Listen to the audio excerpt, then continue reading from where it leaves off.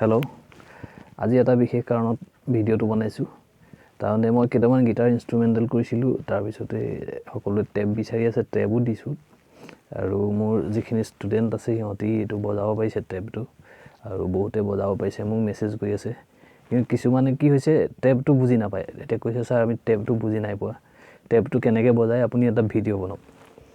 এতিয়া সেইকাৰণে আজি আহিছোঁ তাৰমানে এটা ভিডিঅ' বনাই দিম যেনে টেপটোনো আমি কেনেকৈ বজাওঁ এতিয়া সেইটো ভিডিঅ' বনাবলৈ লৈছোঁ যিসকলে অকল ইনষ্ট্ৰুমেণ্টেল শুনি পেলাই মোৰ চেনেলটোলৈ আহিছে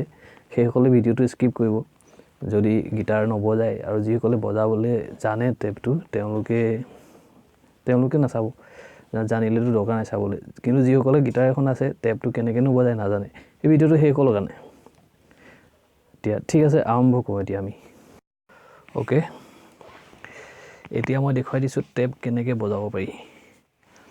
এতিয়া টেপ বজাওঁতে আমি কি কৰোঁ আমাৰ গিটাৰত 6ডাল ষ্ট্ৰিং আছে আমি 6ডাল ষ্ট্ৰিং এটা কৰোঁ এতিয়া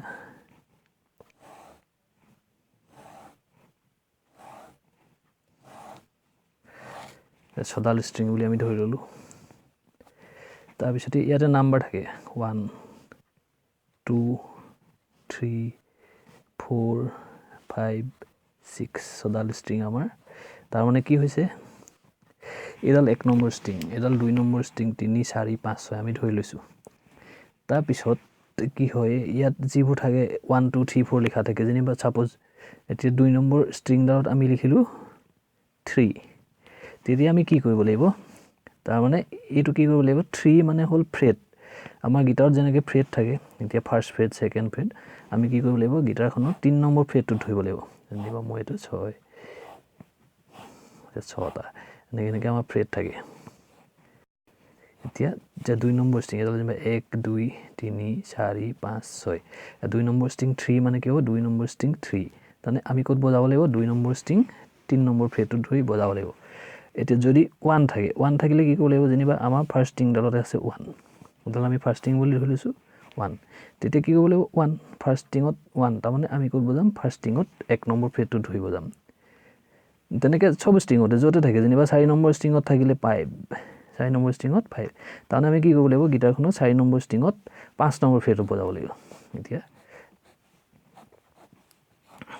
4 নম্বৰ ষ্ট্ৰিং 5 নম্বৰ ফ্ৰেট বজাম তেনেকৈ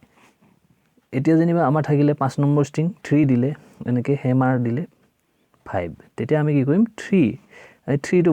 বজাই পেলাই কি কৰিম এই 5লৈকে হেমাৰ কৰিম তাৰমানে আঙুলিটোৱে হেমাৰ কৰি দিম তাৰপিছত যে পুল দিলে 5ৰ পিছত 3 পুল দিলে তাৰমানে কি কৰিম 5ৰ পৰা 3লৈ পুল তাৰমানে আমি এইটো নবজাওঁ এইটো বজাই পেলাই হেমাৰ পুল কৰিম এনেকৈ লিখিলে তাৰপিছতে এইটো এনেকৈ ভাগ কৰা থাকে কেতিয়াবা বাৰবিলাক ভাগ কৰি দিয়ে এনেকৈ কেতিয়াবা নকৰাকৈ থাকে ডাইৰেক্ট থাকে তাৰপিছত শ্লাইড লিখি দিয়া থাকে বা এনেকৈ এতিয়া যেনিবা এইটো 4 আৰু 6 এনেকৈ দিলে তেতিয়া আমি কি কৰিম শ্লাইড কৰিবলগীয়া হয় শ্লাইড কি চুচুৱাই নিবলগীয়া হয় গিটাৰখনত সেইটো একেবাৰে চিম্পুল এইটো কিছুমানে টেবুলেচাৰ বুলি কয় কিছুমানে টেপ বুলি কয় কিছুমানে টেবুলেশ্যন বুলি কয় চব বেলেগ বেলেগ কয় কিন্তু বজোৱা পদ্ধতিটো একেটাই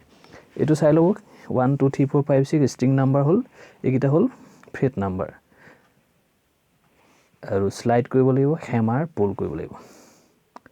মই ভাবিছোঁ বুজি পাইছে এতিয়া যিসকলে নাজানে গিটাৰ তাৰমানে টেপটো কেনেকৈ বজায় যিসকলে নাজানে মই ভাবিছোঁ সেইসকলে বুজি পাইছে চাগে আৰু জনাসকলেতো জানেই আৰু যদি কিবা ইয়াতে কনফিউজ আছে তেতিয়াহ'লে কমেণ্ট কৰি দিব মই আকৌ এবাৰ দেখুৱাই দিম ঠিক আছে থেংক ইউ